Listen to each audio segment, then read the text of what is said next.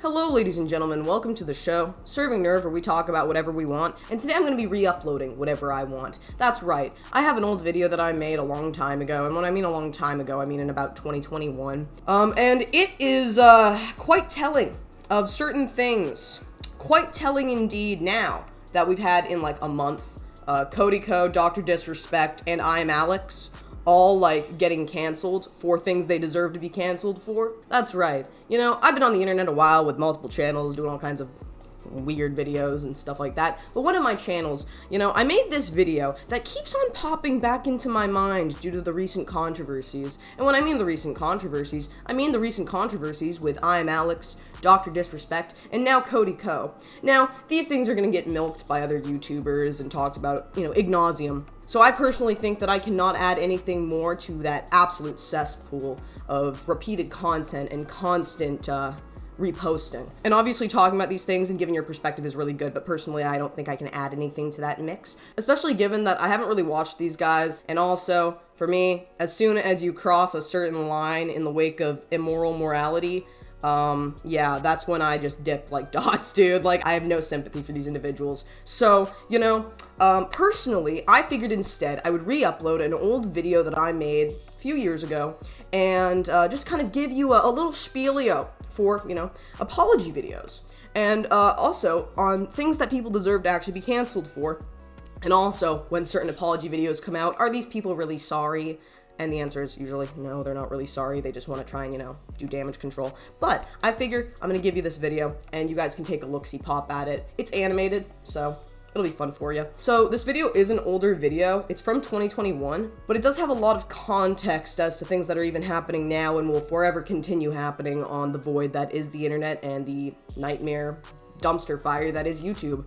So, yeah, just enjoy it and tell me what you think. YouTube. Here's how it usually goes. You join the website and you find content creators that you really do enjoy. You like their videos, you like what they have to say, maybe their opinions fascinate you, or maybe they're just really funny YouTubers and you really like them. And then at some point, your favorite YouTuber does or says something controversial, and the entire platform implodes with a combination of people coming to their defense and others trying to cancel them.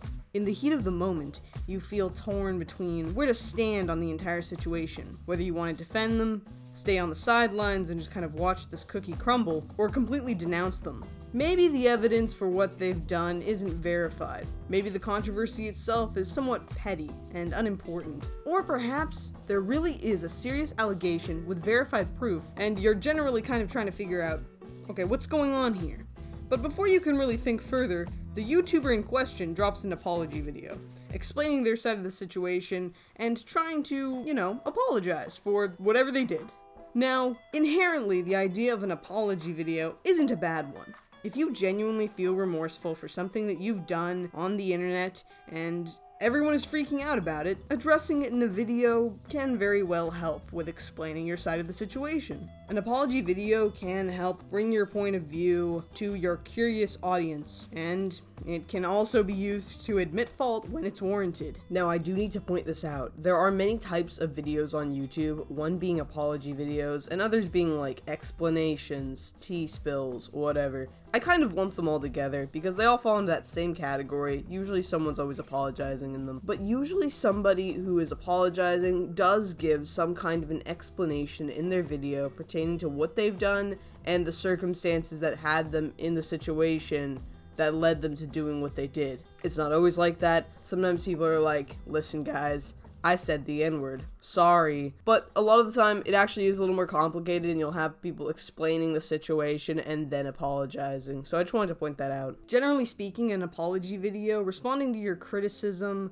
and explaining yourself can be a good thing as long as it's done correctly. Now, saying that, YouTubers don't actually have the best track records for making legitimate and genuine apology videos. Many YouTubers use apology videos to garner sympathy, views, and address unnecessary things that mean nothing to the controversy in question. But most annoyingly, YouTubers will try and find ways of victimizing themselves and also ways of justifying their actions by putting out these apology videos. They always sneak a little something in there to really grind our gears. For some reason, a lot of these YouTubers tend to think that their audiences will just accept their apologies when their apologies aren't really apologies.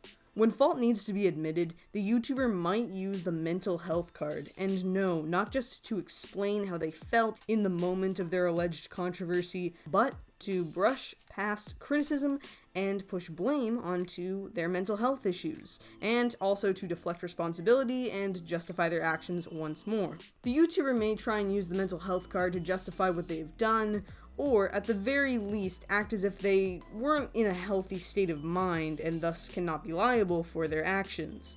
Now, nobody would really argue against someone's mental health, but again, YouTubers do have quite a history of weaponizing mental health online. This act doesn't really just do a disservice to those who are struggling with mental health issues as well, but this can also actually harm the YouTuber in the long run. It's a sort of boy who cried wolf situation where weaponizing your own mental health can actually make it so that you can't open up to your audience properly in future because they very well could believe that you are trying to deflect blame again and collect sympathy instead of build a greater connection with your audience. It's basically that if you've lied in the past, or if you've manipulated people with your mental health issues in the past, how do they know you're not doing it now? How do they know that you're not just repeating this and doing the same thing to them again? Saying that, a YouTube apology comes in many forms. Some people are genuine and admit fault for things that they are not proud of, while others refuse to apologize and instead just want to explain the full extent of the situation with proper context that holds the key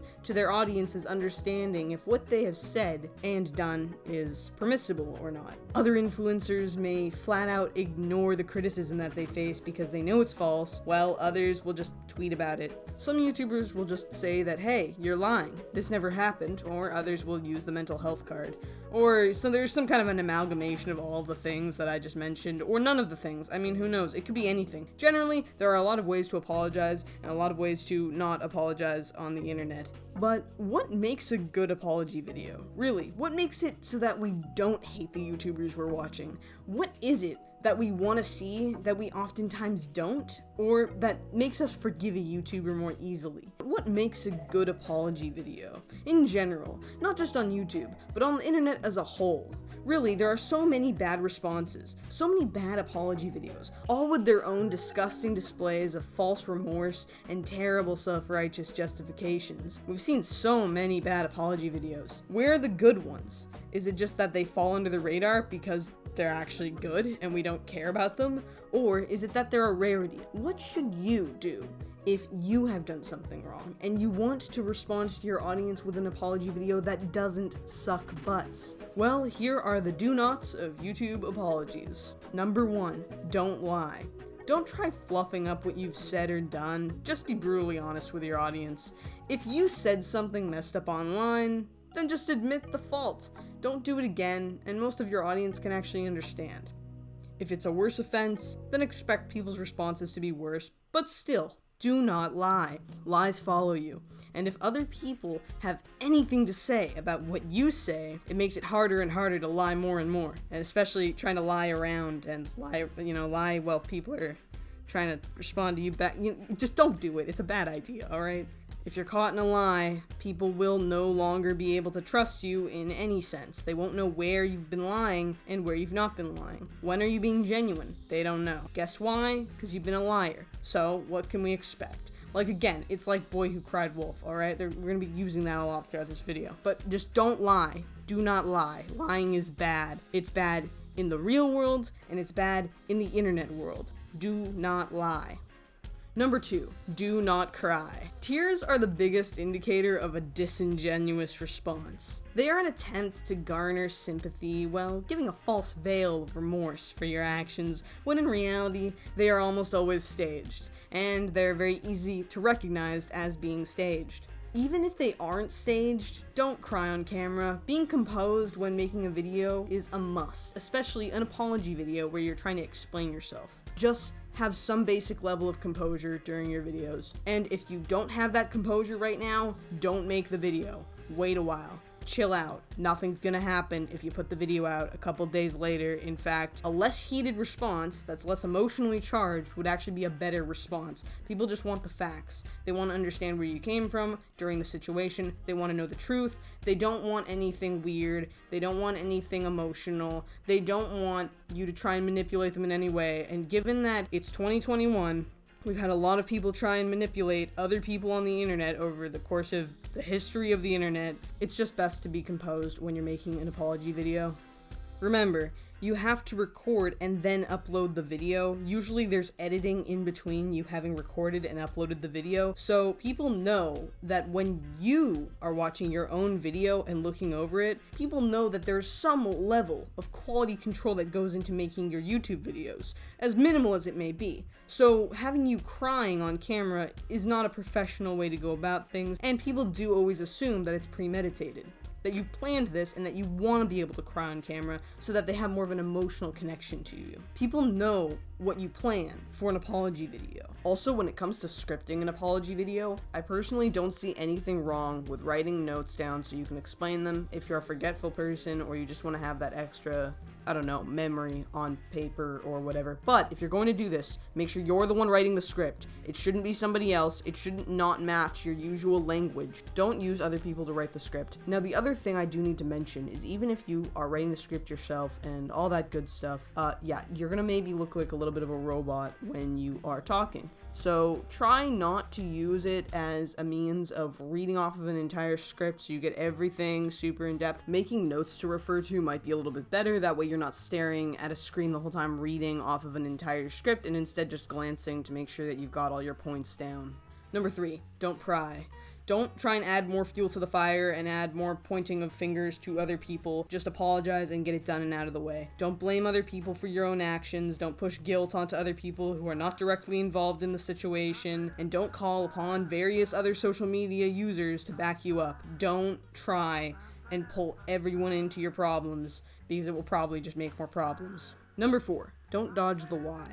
Explain yourself properly, for God's sake. Alright? No excuses, no cabooses. Okay? Quit trying to evade the questions and just cut straight to the chase. People don't want to hear you talking about what doesn't pertain to the situation at hand, and don't make a 1-hour apology video. Don't make it 40 minutes, don't make it 50 minutes, make the video 5 to 10 minutes. It's not that hard, alright? Nobody needs to hear you say how sorry you are for 25 minutes. People just want to hear it in, out, done, out of bed, get out. That's the kind of game people are into. People want this to be quick and easy like a band-aid. They don't want it to be a rusty butter knife to the neck, okay? They don't want that kind of thing. They just want things to be done, quick, and easy. And a 5 to 10 minute apology video gives you plenty of time to explain the situation to your viewers. And guess what? If you got to do a super tea-spilling explanation, then sure, yeah. You know, we've got some examples of longer apology videos / drama videos that all kind of amalgamate into one super video, but like that's pretty rare most of the time. People just really drag on their videos. You can probably fit it into 5 or 10 minutes of a video. Also, don't put ads in the video. It doesn't look good if you are trying to be serious and then suddenly a mid-roll pops up of a Swiffer WetJet or a Vivo ad or anything else. Anything that's going to make you want to shove scissors in your ears and strangle your phone that you're watching this on. Do not put any ads in the apology videos. That's just a big no-no. I get it, we all like money, but you're playing with your audience right now, and it's just not a smart move. You know, save everyone the hassle. Nobody wants to be watching an apology video anyways. People want to get back to their lives and not have to deal with your drama. So the best thing to do is to make it as quick as possible and not waste people's time with a 5 to 15 second mid-roll ad. These were the somewhat subjective tips on how you, as a YouTuber, can make apology videos slightly less disgusting and terrible, slightly less annoying, slightly less strangle the keyboard, and a little bit more chill, a little bit more calm. But even if you execute the perfect apology video, the cream of the crop, the king of the corn, yeah, sometimes, you know, the response from your audience still depends on a few variables. Sometimes it still won't go over well, and some of the reasons can be based on the following. The severity of what you've done. Let's just be honest. Most people would rather hear you say the N-word literally 1,000,000 times than have you online in some kind of grooming a minor scandal. Most people can handle certain controversies way better than others, and rightly so. The biggest factor that changes how people are going to respond to an apology video is based on what you're apologizing for. You can be the nicest person ever, but if you get caught doing something super messed up, then it's over for you. It doesn't matter how nice your apology video is, you messed up. And although I don't personally believe in cancel culture, there are some things that do justify people getting canceled. Another variable that can definitely change how people respond to your apology video is if you have been criticized for something that you've actually called out other people for doing in the past. So if you're being a hypocrite online, you're calling people out for something that you're doing, it's pretty likely that you're gonna eventually get called out for calling other people out for something that you're doing. It's hypocrisy. Hypocrisy at its finest. And it's what really bashes a ton of YouTubers pretty quickly. Honestly, if you're a hypocrite, you know, there's still a chance for you. I'm just saying it's best not to be a hypocrite online. It really fuels the fire. Another variable is if you keep falling into controversies. If it's not just, oh, one time you said the N-word, or, oh, one time you made a mistake. It's a bunch of times, and it just doesn't end. And for some reason, there's this kind of threshold where the more controversy you fall into, the more controversial you become, and the more likely you are to be, you know, unsubscribed and then kicked off the internet and canceled. But then there's a certain point where that goes from being a bad trend to a good trend, and then people start watching you more for your controversies. So I don't know, it depends. Like, we've got examples of YouTubers on both sides of the spectrum who've committed multiple controversial things, and then all of a sudden their channels are either doing great or doing really, really bad. So it just is all up in the air. It's best not to be controversial, but I'm just saying it can go one way or the other depending on how you do controversial things. So it does depend on what you've done. Is it just you've made a small mistake, or you always make mistakes and people are getting tired of it? Or is it you're always making mistakes and people are really into it because for some reason you're a really fun dumpster fire to watch? I don't know what variable we're on right now. I keep saying variable, but I have no idea where we are anymore. Anyways, who talks about your controversy? Has nobody ever been mentioning this controversy that you've fallen into and it's just kind of fallen under the radar? Or are all of the, you know, big YouTubers talking about it? Is it blowing up? Most people realize people are being canceled when their favorite YouTubers are talking about how people are being canceled. Hey, this YouTuber I really like is calling out this other YouTuber I really like. Oh, I can't wait to get into this drama. Or, oh man, they're really going at it. There's like a giant tea spilling war. Who's gonna get burned first? So yeah, who's watching the controversy go down? Who's commenting on the controversy? Do they talk about this on their own platform? It changes the name of the game significantly. Variable number 5-ish. What evidence is there to prove what you've done? If there's no evidence, you actually might have a shot at getting away with whatever you've done, or maybe you were innocent this whole time, and there's no evidence to prove that you're not innocent, so you get away with it. You get away with nothing because you're innocent. I don't know. But here's the thing. You need some DMs. You need some videos. You need some live streams. You need some footage. You need some anecdotes at the very least to play some kind of a role in stacking some evidence against you. And if that stuff doesn't exist, it's literally just a rumor. Yeah, we all feed off of rumors every now and then. We all like them sometimes, or we hate them, depending on if they're directed at us or people we really like. But all in all, rumors stay rumors until they're proven, and you need some proof to prove a rumor. Now, saying that, the internet does actually run off of the guilty until proven innocent verdict. So technically, you'll even have innocent people who are accused of something getting bashed and oftentimes deplatformed, which is why I think we do need to be a little bit more careful about this idea of canceling everybody. It's kind of funny because people have the best intentions and they are oftentimes hijacked by the worst of people. Really, the more evidence, the better. But on top of that, not just evidence that can be easily fabricated, but video evidence. Video evidence is the king of evidence. If you have somebody on camera that you can either recognize their voice by, or audio files, maybe in a DM section, audio files, or visual representation that, yes, this is what this person is saying, this is their face, they're saying it, that's what you want. If you have something like easily photoshoppable DMs, if you have something like anecdotes, if you have something like just hearsay, it's inferior evidence. Although important, these things should be taken with a grain of salt and not be used as heavy evidence against somebody because there is a potential risk for those things being fabricated and or misinterpreted. This should not be enough evidence, but sadly, it oftentimes is for the internet to dogpile, dox, and deplatform other users. Now, it's kind of funny, you get those triple Ds, you know.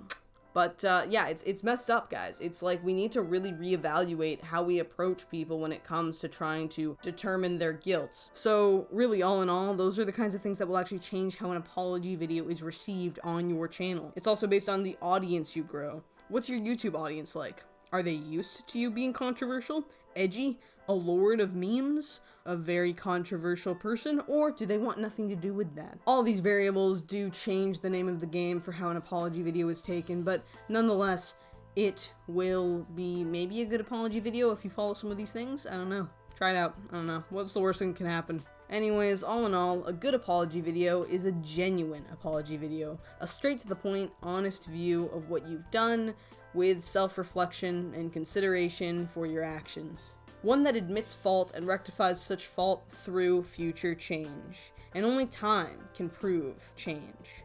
But still, even something perfectly perfect in the eyes of many can be hated.